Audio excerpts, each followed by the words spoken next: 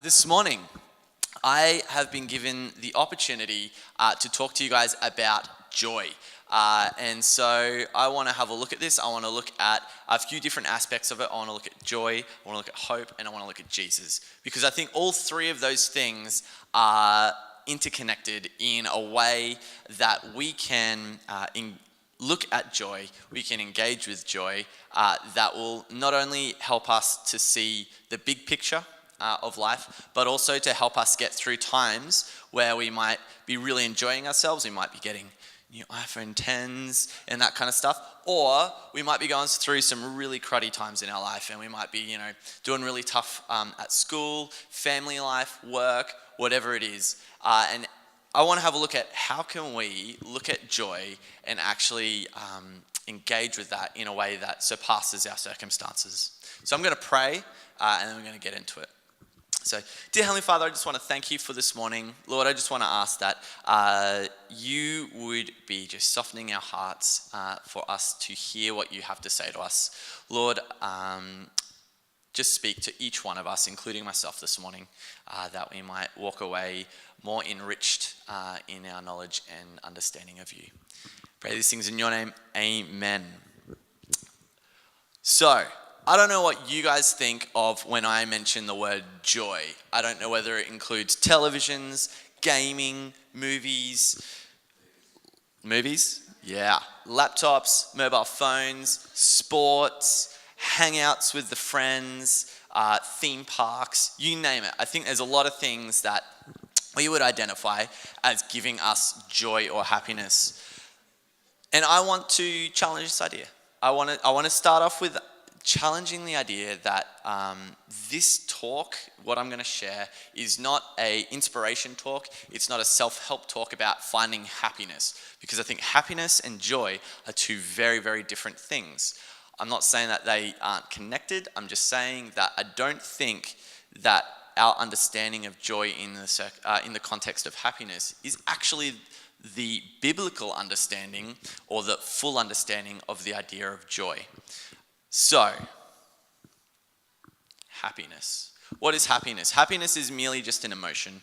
I think we can all identify that we will experience happiness when we get stuff like new gear, or someone says something nice, or it's our birthday, or we get a good mark at school, or we win the grand final in sports. Happiness is something that I think each one of us has experienced at some point.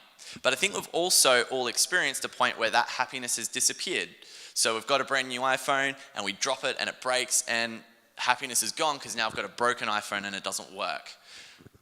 And I want to have a look at the fact that joy actually goes further than that. That joy isn't something that I can drop and break. Joy isn't something that can be stolen. Joy isn't something that I can screw up. Joy is a perspective that we can look at life through and with, that will help us and point us towards Jesus. And so I want to read from James chapter 1, verses 2 to 3, and it says, "Consider it pure joy, brothers and sisters, whenever you face trials of many kinds, because you know that the testing of your faith develops and produces perseverance." Now, the context of this verse, and I'm going to get go a little bit into the context of this verse, because I think when we think of persecution in the Bible times, in the early church times, we think, Nero and gladiators and thrown to the lions and burning of houses and stuff like that. But the actual context that James is writing to is actually a church which they aren't really under severe persecution. They are really living it quite comfortably. The persecution he's talking about is there are some people who are going through some financial hardship. Now, it's not that they are, like, people are coming and stealing all their wealth. They've just made poor financial or business decisions. They may have had some tragedy or something like that. But nonetheless, they are experiencing a little bit of hardship as far as money is concerned. The other aspect as well is they're facing a little bit of persecution from some of the other religions and other beliefs in that area. And so when we talk about persecution in this first chapter of James, he's not talking about some removed scenario from our lives. Because I think if we go into the schools, if we go into our workplaces, our families, our sporting teams, our social clubs, whatever it is, I think we'll find that there is an element of persecution from people who believe something different to us.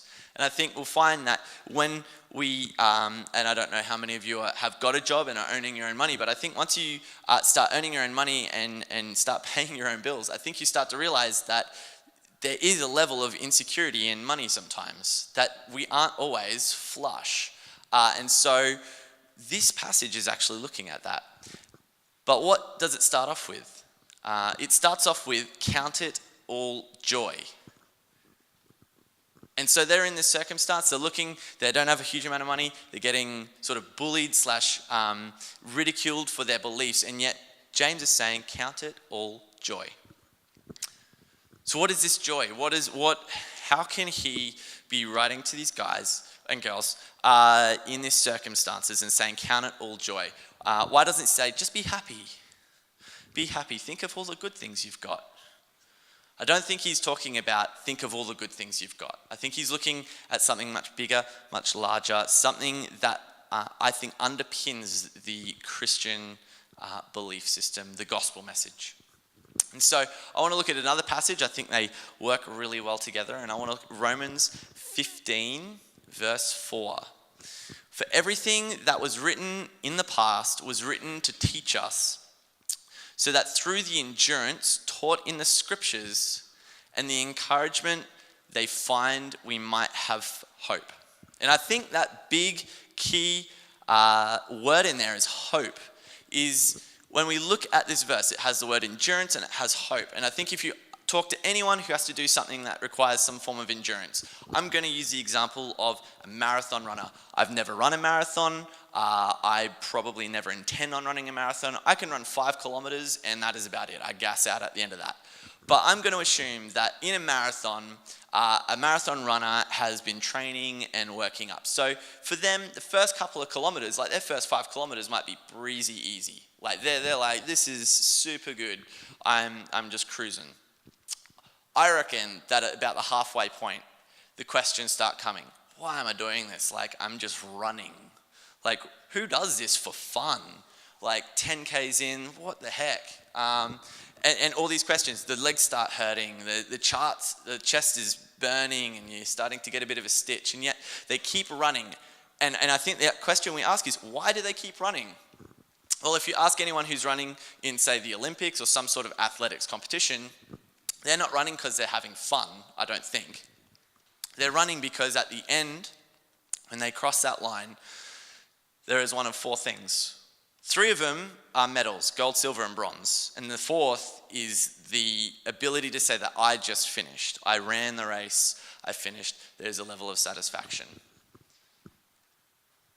But the thing that drives the perseverance through that 10, 12, through those kilometers that they're running isn't the fact of, yay, I'm happy, I'm having a great time. It's actually the hope that at the end, there is something that they can actually take hold of, a medal or some form of, satisfaction or achievement.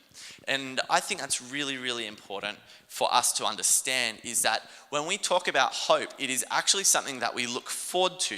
It is something that in the context of life, that hope is actually something that is to come. Our hope is not something that we already have necessarily.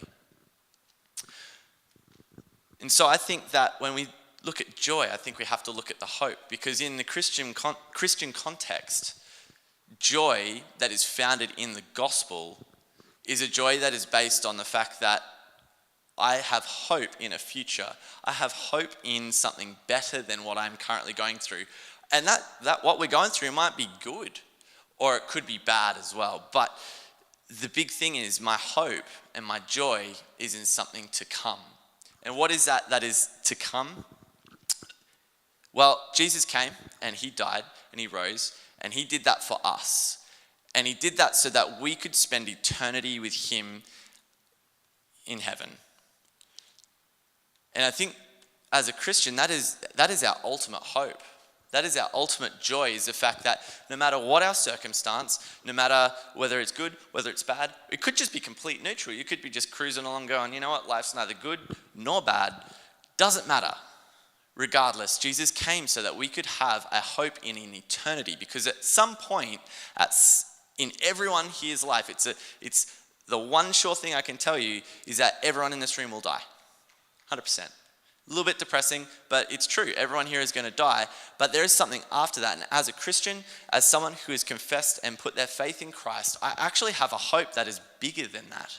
I have a hope that is bigger than just my everyday circumstances. For me, the last 6 months has been pretty rough. I haven't had the greatest experience. It hasn't been terrible. Like, I'm not going to cry over it, but it hasn't been the funnest of times. But I have a hope that as I'm coming to the end of this semester, that the world will keep spinning, that Jesus still sits on his throne in heaven, and that one day I will go and join him. That is my hope. That is my joy. I can look back on this last 6 months and go, thank goodness it's done, onwards and upwards to the next 6 months. And at the end of that 6 months, I will do some more reflection and probably go from there. So how do we do this? How do we look in our current circumstances? How do we sit in something that's really good? Or how do we sit in something that's really bad and be able to, regardless of our circumstances, go, I have found the joy. I can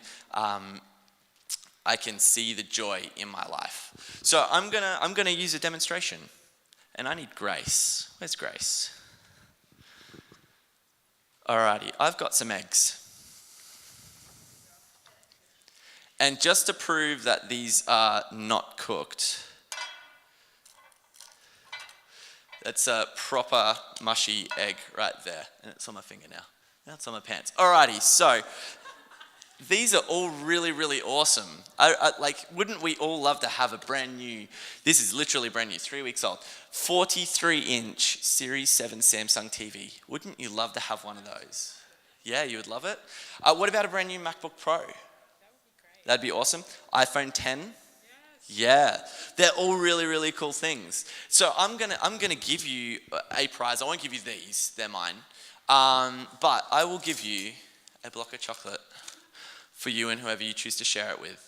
If you can transport these with your hands from one side of the stage to the other without dropping them. I have one clause though. There's one clause. You need to make sure that 2 eggs stay on these spoons at all times. If you drop the eggs, you don't get the prize. Do you think you can do this? Oh, wow, that's confidence. That is confidence. All right, well, I'm going to get you to go stand over there. I'm going to grab these eggs. All right, not yet. I'm going to load these up for you because I feel like you're not going to be able to grab them if I'm loading up with eggs. All right, so we've got 1 egg there. 2 eggs there. All right, how do you want big one first or you want the small ones? I don't think it's even going to fit on my arms. Oh, we'll make it. Oh my gosh. Is that all right? You doing okay? You might need to squish your arms a little bit together because the MacBook's not going to work. Yeah, or maybe just, yep, there we go. Alrighty. Now you can't drop any of it and you can't drop the eggs. And you need to walk forward. I'll make sure you don't walk into the little glass table here. Alright, keep going. You've got another 10 meters. Still 10 meters. Oh, what a shame. You haven't dropped the eggs. Okay, you can keep going if you really want.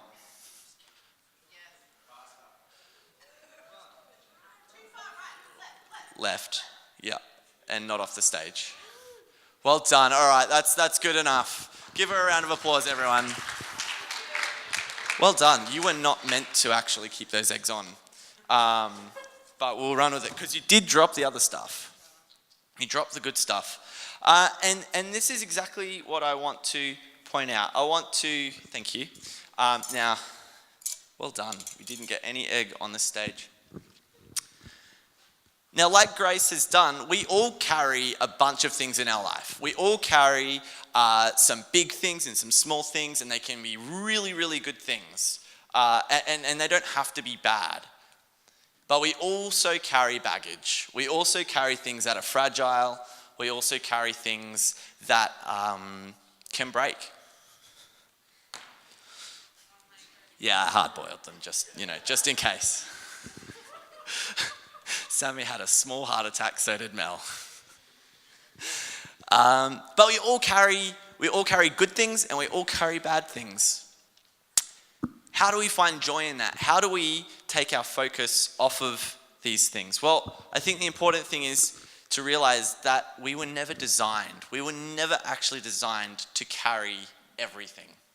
Grace was never designed to carry a MacBook Pro, an iPhone 10, a 43-inch TV, and 2 eggs on spoons. Like, that's just not normal. No one would walk into JB Hi-Fi and do that.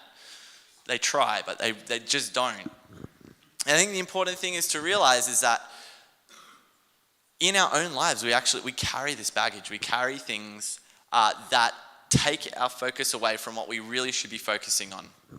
Now, the original idea was that you were going to drop the eggs, and then I was going to give it a go, and I was just going to give the egg. I was going to pull someone else up and hand them the eggs, and I was going to walk across real easy, but you did it too easily anyway. But the important thing there is I really want to focus on this idea that Jesus actually came, he died, he rose again so that he could carry the eggs for us. Because our decision to find joy is whether we look at the boxes, we look at the good things in life, we can look at the bad things in life, we can look at the eggs, but at the end of the day, all of those can fall off. They can all fail us. We can have happiness, we can have sadness, we can focus on those things, but at the end of the day, Jesus wants us to focus on him.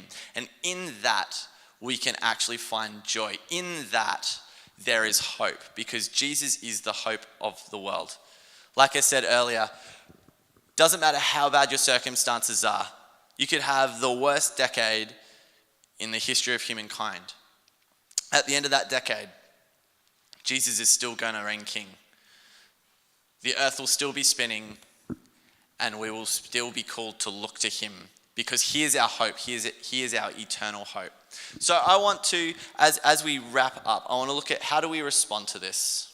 How do we respond in this idea that maybe we don't always look at joy in our circumstances? Maybe at the moment, our lives are falling apart, and it might not look obvious to other people. We might actually be able to cover it up really good. I'm really good at that.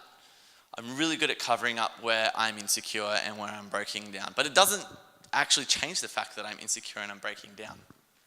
And so how do we deal with that? How do we find joy in that circumstance? Alternatively, our life might be really, really awesome, and we might be just succeeding at all things. We might getting A's in school. We might be winning on the soccer team. We might be absolutely crushing it in the debating team. I don't know what your wins are, but we could be just living it up, and we could be having the best of times. But at the end of the day, that can be just as much a distraction as the bad things in our life. How do we focus on joy? The joy that is founded in hope, and the hope that is founded in Jesus. How do we focus on that? For me, this last 6 months has been fairly transformative for me. I think for me, God has really taught me that part of me seeking the joy in my day-to-day life is actually spending time with him and recognizing that it doesn't matter how bad my day goes or how good it goes. He wants me to spend time with him. He wants me to acknowledge him as my king. He wants me to talk to him. He wants me to have a relationship with him. He wants me to actually bask in the hope and the grace that he has extended towards us on that cross in that tomb. And so I want to ask you guys this morning, how do you deal in your circumstances? How do you find joy? Do you find joy? Is this something that you immediately start looking at all the negative things and you start piling it up and you start weighing it up and you go, man, it's too much? Or do you look at Jesus and go, actually, my day sucked, but you are bigger than that, and I have an eternal perspective. I have an eternal perspective that at the end of the day, the earth still spins. You are still on the throne, and I will one day, I will meet you in heaven.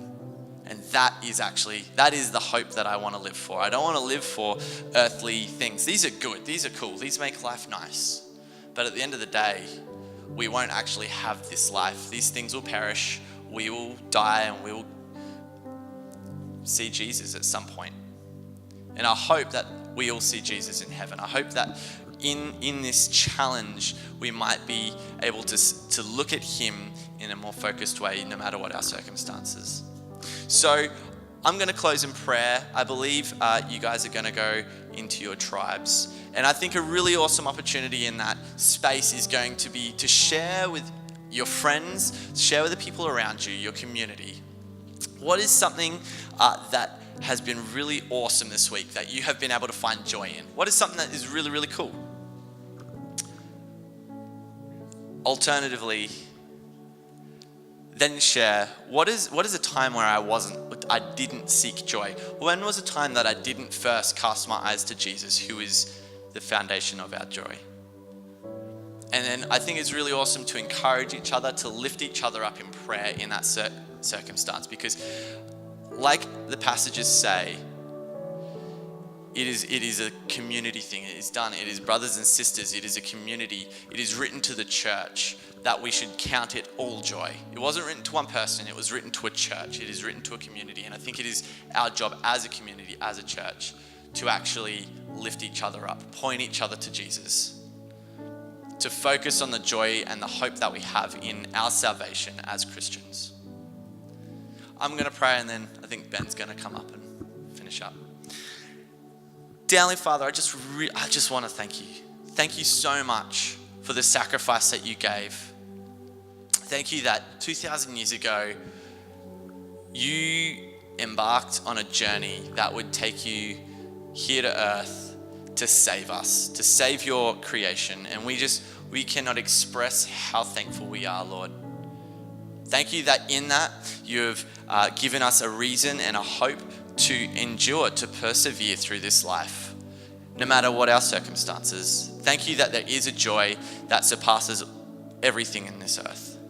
Lord, I pray that each one of us today would be able to go into our weeks, into our month, into the rest of this year, Lord, with a new perspective, a greater perspective, that you are the joy of our life, that to choose joy is to choose you. Lord, we thank you, we love you. I just pray that you'd bless the rest of our day. Amen.